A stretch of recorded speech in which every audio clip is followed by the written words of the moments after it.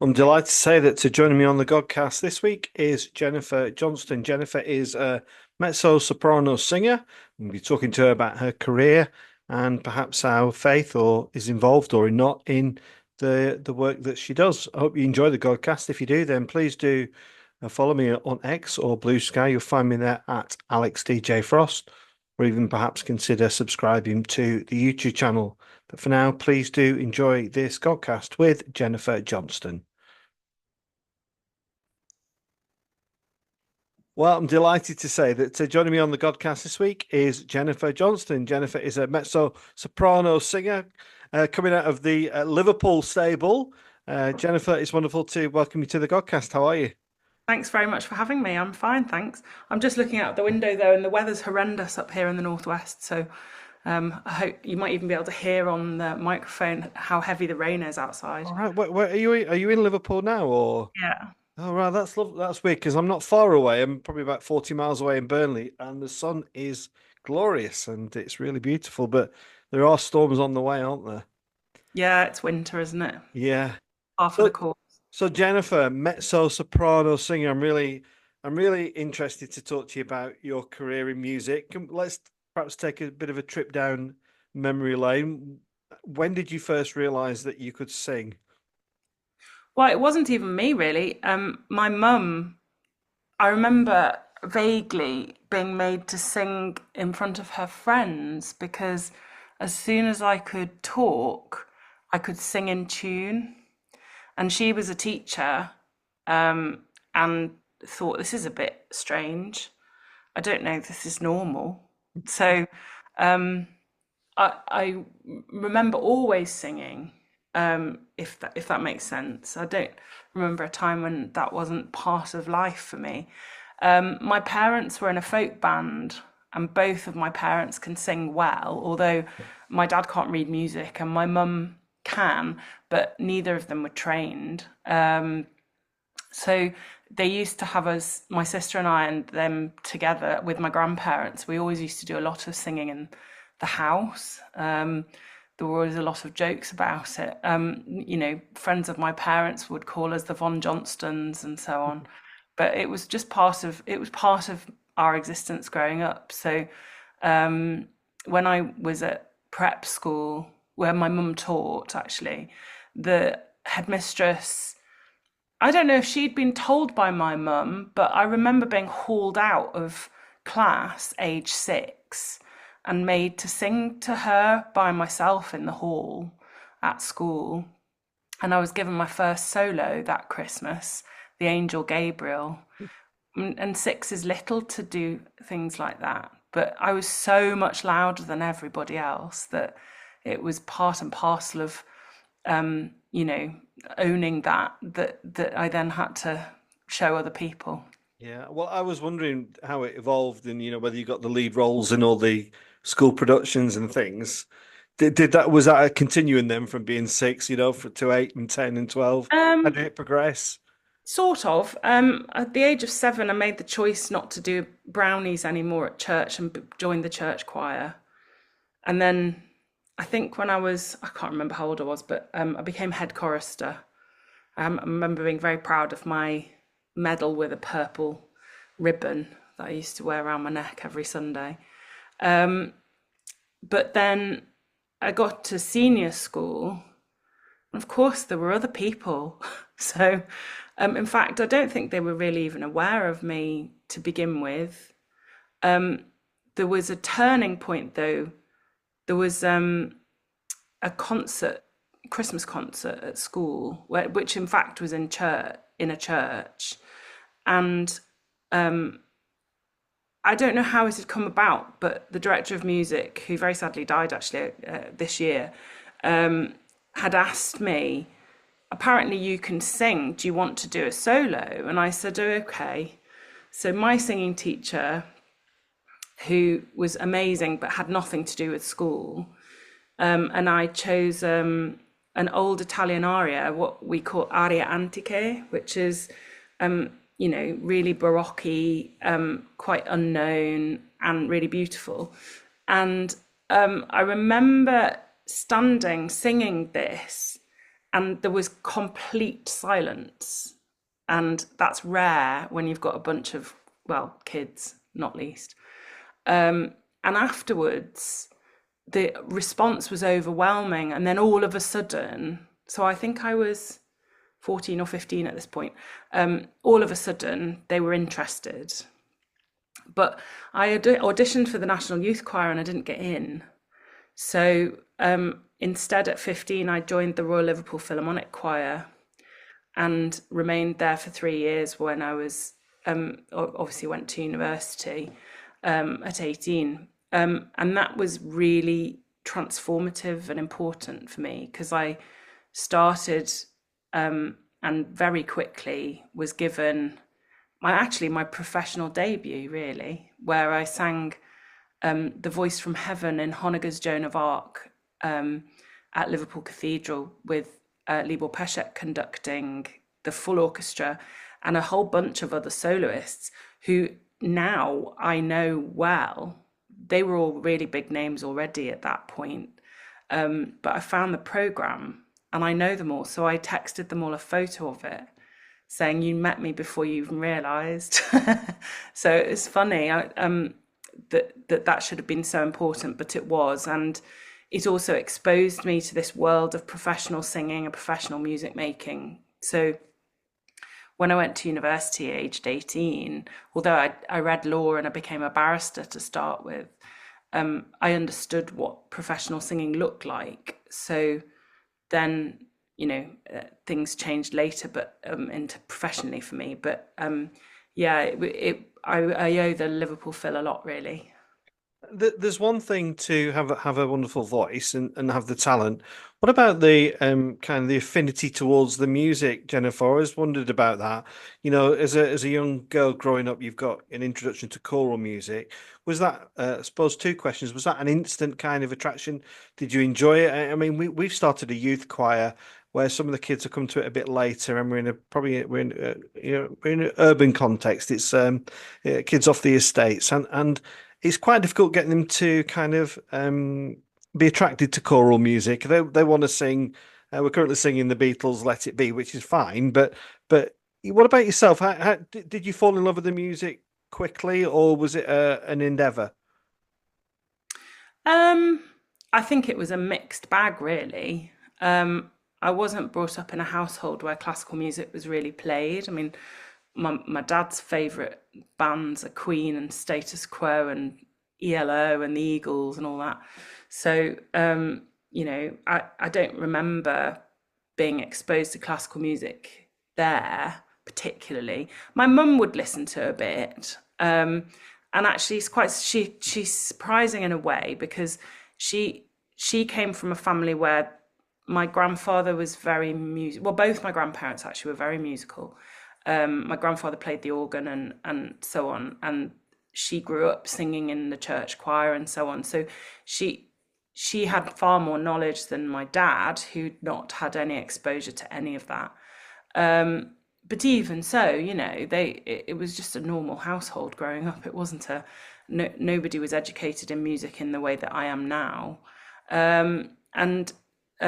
So really, I developed more via, well, firstly, the church choir. Even just singing hymns taught me how to sight read.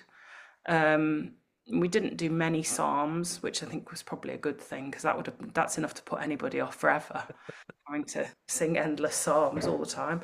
And then at school, the director of music was brilliant, and we sang lots of sort of madrigals and things that really pushed us to our limits. And interesting, really, looking back, because I was at Merchant Taylor School in Crosby.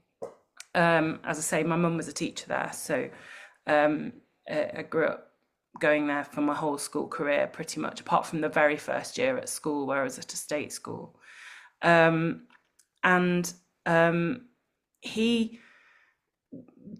Williams, David Williams, who was very enlightened, really, decided that the best way to train girls' and boys' voices, because he was director of music at both schools, boys and girls, was to give them things where there was, give us things where there was the need to listen. And once you realize that you can make amazing harmonies if you switch your ears on, suddenly singing becomes a lot more enjoyable. And that's a lesson that I've taken forwards in terms of my own teaching at Liverpool Cathedral and other places, particularly with littler ones, that it's not almost about what they're singing, it's just getting them singing. So doing fun things and then gradually layering it in. And so they just sing. They don't question what it is they're singing, and they learn to enjoy it anyway. Yeah. So it's partly educational, really, and it's partly to do with the enthusiasm of the people teaching them, I'd say. It's really lovely hearing you say that because it resonates with me. I can, our little group, there's about 7 or 8 of us at the minute trying to build it up. But when they get it and they sing together it really, it's quite moving actually. Oh, it's so sweet. What was the first piece of music that you were moved by, Jennifer? Can you remember when you couldn't wait to sing it again? Yes, it was the first piece I sang with the Royal Liverpool Philharmonic Choir, and it was Elgar's The Dream of Gerontius, which by any estimation is quite a heavy piece, really, and highly Catholic, so not aligning with anything I'd ever been taught in terms of what happens when the soul eventually ends up in heaven, but with purgatory and all of that. But there's something, and I still love singing that piece. There's something about it it's not just beautifully written, but it's very moving in terms of the sort of the impact on the listener of this giant orchestra, but also it's quite profound, really. I mean, it's a real expression of Elgar's faith. So yeah, it was also the first time I'd ever heard a voice like mine sing live. It was Catherine Wyn Rogers, and she hates me talking about it because she always says, "Oh, you make me sound so old." But it's true. I mean, I'm not. She's not that much older than me, but she had this voice, and I heard her for the first time, and I thought, I sound like her. I'd never heard anybody that sounded like me before. So, and of course, we don't sound similar, really, but it was more just the impression that it made on me. So it was quite overwhelming, really. And then the second piece that I got that feeling from again was in that period when we did a premiere by John Taverner, who, I mean, he didn't live for very many more years after this. And of course, he became particularly famous for the hymn to Diana that he was at Princess Diana's funeral. But to do a world premiere to sing by myself, or spread out on the bridge in Liverpool Cathedral with just the choir and a viola, was quite moving, really.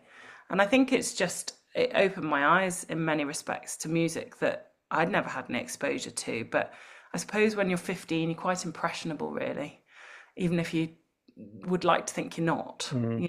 Teenagers they'll tell you that they know everything and they're confident, but actually giving them experiences where they're immersed in something is can create a ripple that continues through life. And I think with choral music, particularly because it's disappeared in schools, introducing it through any means is really important. Otherwise, as a community, as a national community, we're going to lose that ability. Yeah. Can I ask you about your voice as an instrument, Jennifer? I'm really interested to know how you feel it's changed over the years, and even now, is it still a work in progress? I recently went to see an old rock band with my son, who's only in his 20s, but he loves, a bit like your dad, 70s rock bands. And we went to see a band, and they were really fantastic. And I came away and said to myself, maybe I shouldn't be surprised that they were as good as they were because they've been together as long as they have. What would you say about your voice and where it is and where it's still to go if it's got a further journey to travel? Well, I mean, it depends who you speak to in terms of pedagogically what people consider to be a finished article. I don't think there's ever a finished article where a voice is concerned, because you obviously carry your instrument in your body, and your body's inflicted with environmental changes, health changes, aging, there's all sorts of factors. So we're always on a journey. I mean, and also as a singer, I think you're always on a journey of learning. You can never know too much, and you never know everything. So experience counts for a lot, but we always are learning. But my voice is unusual anyway. Globally, if you were to take a straw poll of every woman in the world, the fact is that about 80% more even are sopranos. And so I can sing high, but when I was younger, because I was loud and I could sing high, everybody just assumed I was a soprano. But when I went to university, my voice changed in the summer between A levels and university, and got a lot bigger and started to get lower. And then it took more effort for me to sing high, and that made me even louder. So but it wasn't until I was about 22 that I started with the new teacher, and she's still my teacher now. And we came to the conclusion that I was a mezzo, not a soprano. And and from that point to now, my voice has got a lot bigger, but also pregnancy has something to do with that. My voice broadened again when I had my daughter, and then as I've got older, it's got bigger and heavier, and I can make more sound. I mean, it's just, that's a normal progression for most voices. Yeah. So And what about critique? Are you self-critical? Do you kind of know when you're sounding better than other days? we all have routines, because obviously when you're a professional, it's part of your job is to have to assess how well you are, and whether you should be singing in front of other people and being paid for it. We all have our own ways of doing it, but I see it in terms of percentage. So if I am under 60% functional, I won't be singing. I'd have to cancel, because that means there's something wrong with my vocal cords. Between 60 and 80%, I have to assess it. And then most days it's 80 plus. I don't remember ever thinking, oh, this is 100%, I'm fine. There's always something, and obviously, as I say, health things, but also hormones or whatever, air conditioning, heating, that there is always something. So we all have to take our best view on whether it's okay to be heard. Some of that's to do with professional standards. We feel that you're only as good as your last gig. So your reputation depends on you being okay. And voices are funny things, but also, as other human beings, audiences and critics are also very, very harsh. So we don't really tell audiences or critics, there's no announcement made much anymore. If somebody's a bit under the weather, most of us would say, actually, it's not worth it. Just sing and see if they notice or not. Yeah. I mean, it's just a tricky job in that respect. Yeah. Now, Jennifer, I need to ask you this, because I noticed a tweet where you acknowledged you were coming on the Godcast. You said people are about to find out how ungodly I am, and I think thus far people might be thinking, oh, Jennifer, this is lovely. Talked about starting out in the choir and stuff. I asked I had a drummer, a rock drummer called Vinnie Colaiuta came on, and asked him the question about music and what it is that it does to us, that it takes us to places that other things can't. And I asked him what it was, and his response was, it's a heavenly language. It speaks of things heavenly. And you sing into that, don't you? A lot of the pieces that you sing will be religious. Just, what has the music done to you spiritually, could I ask? Well, it's sort of all knitted together in one sense, because obviously I grew up within a church context, singing in churches and then singing in chapels when I got to university. And I am a confirmed Christian. I was confirmed when I was 13, and so on, which was expected of me, I think, rather than me thinking about it too carefully. But then I went to university to read law, and very much started to question my position on faith. So although I was singing all this religious music, I realized quite quickly that I don't have faith, actually, in reality. So for me, the feeling of music making and the words that I'm expressing, of course they have meaning, but they don't necessarily have personal meaning to me as an individual. I see it all as a performance, and that's okay, because that we all have to do that. We all have to dissociate our own feelings anyway when you're performing. If you don't, if you bring too much of yourself to the table, you usually can't perform well at all. You'll lock up, particularly in your throat, and you'll carry real emotion, which is, it's not the same thing as expressing emotion. If you're feeling it in your own existence. I'm a typical cynic, and for me, I've always struggled with the documentary evidence behind. Well, I struggle with the Bible even as a text. So it's a strange position to be in many respects, and I would probably say that I'm most accurately agnostic rather than atheist. It's more about on a journey of questions rather than knowledge. But, I also really resist organised religion, despite having worked within it. And some of the people I've met who've behaved the worst have been proclaimed Christians. So I've had this weird journey, and I still have to sing Christian or religious music of all kinds. But it's a fascinating thing that here I am handling these texts that are religious, and other people take great weight or put great weight on, and take a great deal of emotion from themselves. But yeah, I have to sort of distance myself a little bit from some of it.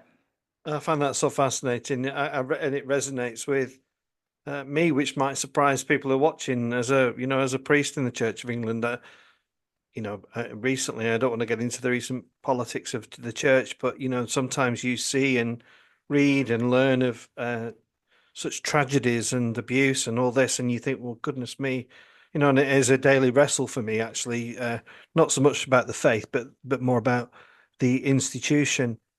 But that said, Jennifer, are there religious pieces that you really enjoy, and that you can kind of, and how do you? It's just, I'm trying to find the right question here. If you don't believe it, how can you sing it? I don't know if that's Yeah, I mean, that's a fair question. But in a way, it's no different regardless of what I'm performing, because it's always somebody else's words, somebody else's music. Yeah. So we were always taught to be able to express emotion. You do have to have felt it yourself. We do know what love means, and most of us have experienced grief. And really, they're the two overriding emotions that in music that you will find expressed. They're profound human emotions. Yeah. Whether they're expressed in a religious context or not, it sort of doesn't matter, because a lot of what's written, even if it's religious, is about love and about what love means. But also very often, particularly when you look at, I always think the composers that, for me at least, get closest to expressing their own views about heaven and earth and so on. I've already mentioned Elgar with Dream of Drontius, but I also find it with Mozart and his Requiem, which he wrote when he was dying, and never finished. And somebody else had to finish it off for him. And then also Mahler, who's a composer that I sing a lot. He takes the very big questions, but he deals with it, albeit you could see them as religious. He looks at them as human He doesn't make them Christian. He just deals with them as a human being. And I think that a lot of music is composers' search for an expression of their own beliefs. And therefore, it's not for me to comment on their beliefs. Instead, I have to find a way of performing them and communicating the emotions within them to an audience. But that doesn't mean that I have to believe in every single thing that I'm saying or singing, because you don't, and Yeah. you can't, because you're not them. So it's acting, and Yeah. it's no different from an actor who's in a film playing a character like Hitler. You know, I knew Bruno Ganz, who played Hitler in Downfall, the movie. I worked with him. I talked to him quite a lot about how he felt about playing this figure of terror, and he said it was really interesting. People forget that you're an actor, and when the film first came out and he was nominated for an Oscar and all of that, he felt very uncomfortable about walking down the street because he was getting recognised, but not as himself. People were almost startled, although he didn't have the moustache and the wig on. And then an edition of Mein Kampf came out, and they'd used his photo as Hitler on the cover. And it was recalled in the end. It was a mistake, but he said the discomfort of that was horrific. And the one thing that helped him was the fact that he was Swiss, not German, and he was acting. He had no relationship to Germany or in that nationalistic sense. So he didn't have to take ownership of any of it. And I think in one sense it's no different for me. I mean, you know, just because I'm singing, it's still acting. So my personal views can be very different from that expressed within a piece, and you just have to do your best to perform it. Yeah.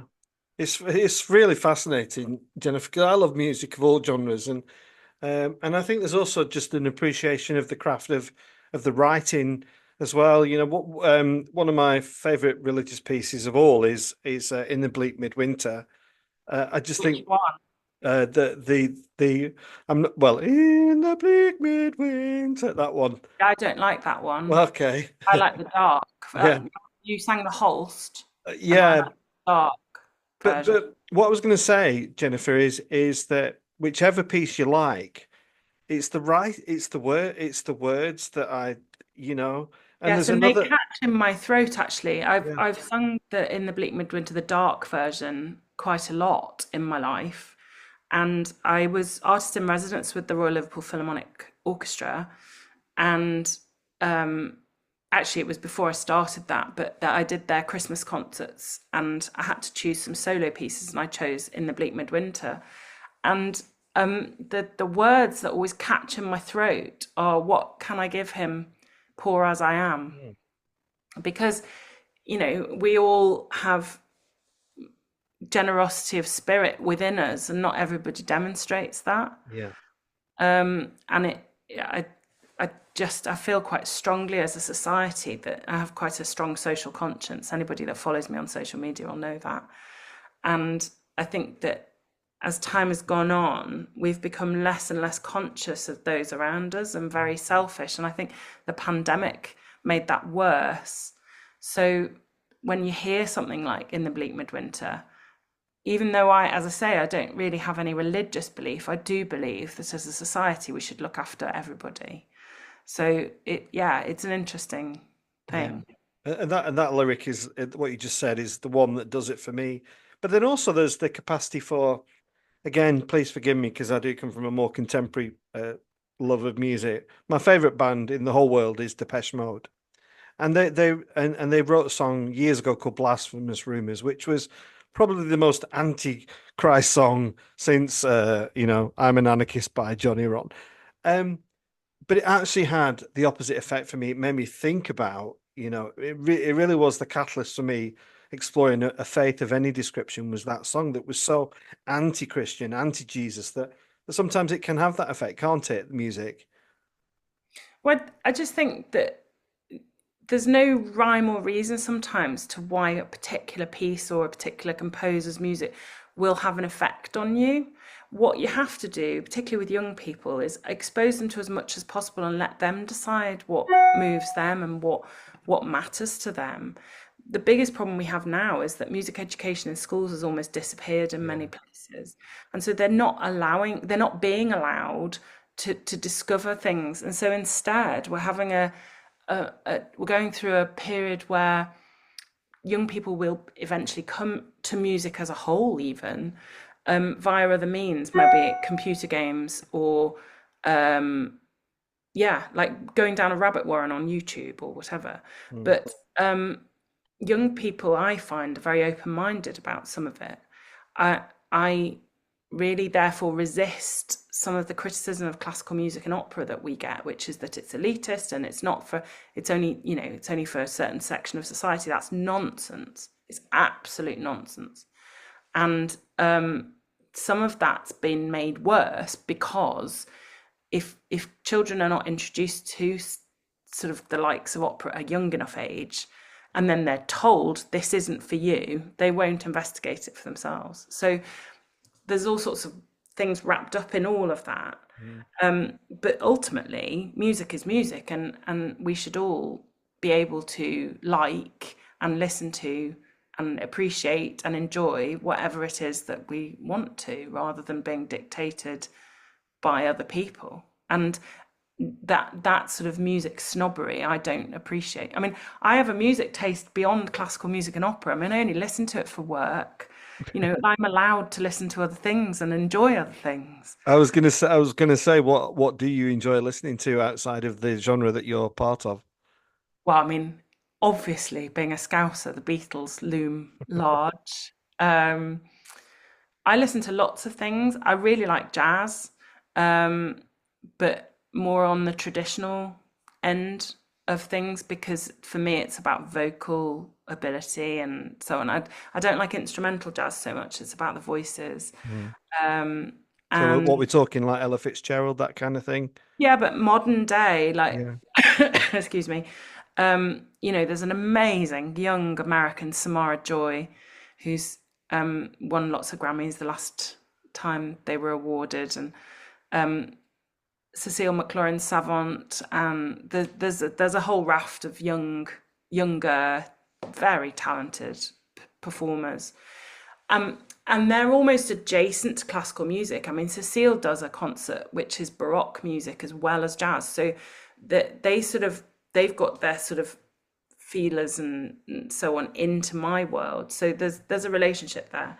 And then, I was listening to the Wicked soundtrack this morning because we're going to go and see it tomorrow night.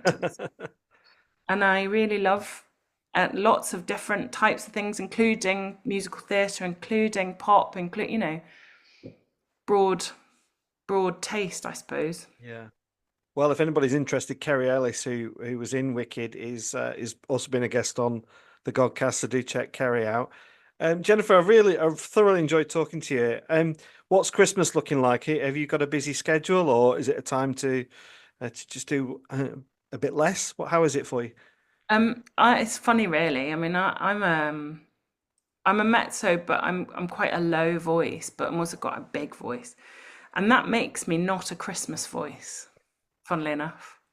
So most Christmases I'm not working because I nobody wants me to. They have other people that they would rather employ. For most of December, I'm at home. I mean, I say I'm not working. I have a consultancy, which is creative consultancy, and I have lots of clients. So I will be sitting at my desk for most of December. But the thing is that singing wise, it's sopranos and tenors that seem to dominate. So I'll let them get on with it, and I'll just have a really nice Christmas with my family. Yeah, sounds great. And just final question. I mean, I will now Google those names that you've mentioned because I don't know them. Who would you suggest to somebody? Because this has got a real wide spectrum of people who watch the Godcast. People are like thinking, okay, let's take Jennifer up on this idea that opera's not for elitist people. Where would you signpost somebody to go and check some opera out, Jennifer? Oh, just go onto YouTube. I mean, if you're going to talk about the sort of classics, um, Angelina Jolie is just about to release the film about Maria Callas, and I would invite lots of people to go and watch that. Even if you're not interested in the story itself, the music should be great. But if you go onto YouTube and you Google Pavarotti, I mean, there's loads of clips of Pavarotti on stage. Now he wasn't the best actor in the world, but vocally extraordinary. And then just experiment, just put opera into YouTube and see what comes up and see if you like it. Mm. And the other thing is that people are funny when something's in a foreign language, they seem to think that that's a big deal, but there are always surtitles on everything. And also, these sort of stories, I mean, and really, and when you boil it down, my job is being a storyteller. And the stories in opera are universal and applicable now, even if they are set in 1750 or whatever. It's no different with Shakespeare. We've just seen Ralph Fiennes doing Macbeth on National Theatre Live and so on. Just because something was written a long time ago doesn't make it any less valid today. That's quite true of the Bible, I'm sure you would argue. So, there are, in fact, lots of biblical stories in opera. I mean, there's, Samson and Delilah, for example, or, there are stories like Handel wrote an opera about Julius Caesar and Cleopatra. That's a story that if in school at some point you'll have been taught about Roman history. So, you think, oh, opera's really distant, doesn't have any relationship to me or anything I know about. It's generally not true. So just experiment and don't be afraid to do that. And also, don't be afraid to go and watch one live, because it's very different than watching a recorded version online. Live, opera singers are mostly not amplified. And there'll be a proper orchestra in the pit. And so it's a totally different experience, viscerally, than watching telly. So just go and try it out. You can go and watch an opera North, for a tenner if you're under 30. Mm. And even then, if you're not, it's still, there's plenty of deals, and tickets are, it's nowhere near as expensive to go to the opera as it is to go and watch a West End show. Mm. So just give it a go. Yeah, that's great. A lovely way to end, Jennifer. Thanks again. If anybody's, hopefully you've all enjoyed listening and watching this. Do check out the Godcast. There's musicians from all different genres on there. But for now, Jennifer, thanks for coming on the Godcast. Thank you. Thanks for having me.